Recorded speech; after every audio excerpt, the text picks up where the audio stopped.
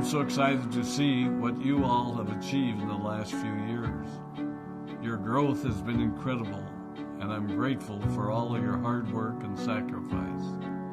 A lot of that growth has been brought about by new people coming into the business to take advantage of our generous marketing plan and effective product line. So I thought I would take just a moment of your time to share with you a little bit about where Forever came from and where Forever is going. I've heard people describe this as our culture, but I think it's simply who we are. Several decades ago, I was an executive for a real estate development company called Del Webb. And at that time, there was a lot of excitement about a new business concept. And like many of my colleagues and friends, I went along to a business opportunity meeting and listened to a presentation about multi-level marketing. I immediately fell in love with the concept that people would be motivated to help each other and be able to make a living doing so. It's a beautiful thing when you think about it. Although I was enjoying my career, I didn't think that I was contributing as much as I wanted, or as much as I could, to improve the well-being of the people around me. Inspired by the concept of people helping one another, I set out to write a marketing plan that is almost identical to the one that we use today. As I developed it, I had two goals. One was to pay the highest bonuses possible and still be able to run a company effectively. Two, to build a plan that would motivate and encourage people to keep working. I wanted a plan to reward those that remain active and engaged. I love the concept of a royalty income. However, I believe that it's good for our souls to work hard. People who work hard are happier. Of course, if you work hard, you should play hard. And that was one of my motivational factors in starting Forever Resorts. It was to give people the opportunity to spend time with their loved ones and experience the wonder of nature. Next time we're together, maybe I can tell you more about my passion for our resorts, our rare animals, and spectacular natural resources. So, with the marketing plan prepared, I needed to find a product. And we searched around and looked at different opportunities.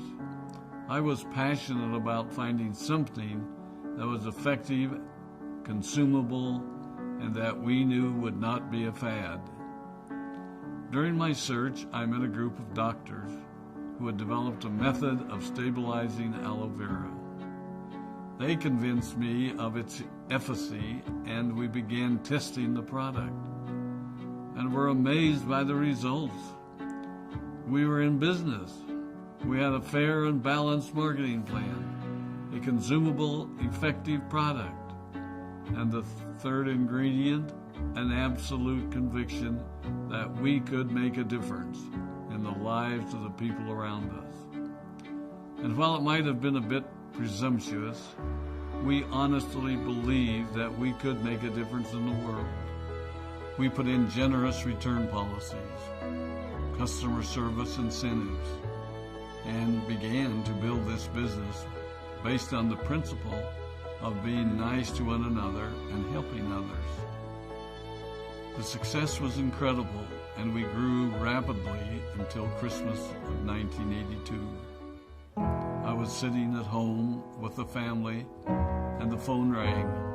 They informed me that there had been a freeze at our aloe plantations in Texas, and that all of our aloe was destroyed. I immediately went to the airport and flew to South Texas to see what we could do. I hoped and prayed that when I arrived, what I saw would be better than the news I'd received. But that wasn't to be the case. We had no aloe, and the business immediately began to suffer. There were some FBOs that left, but more importantly, there were those that stayed. It was a tough time for us.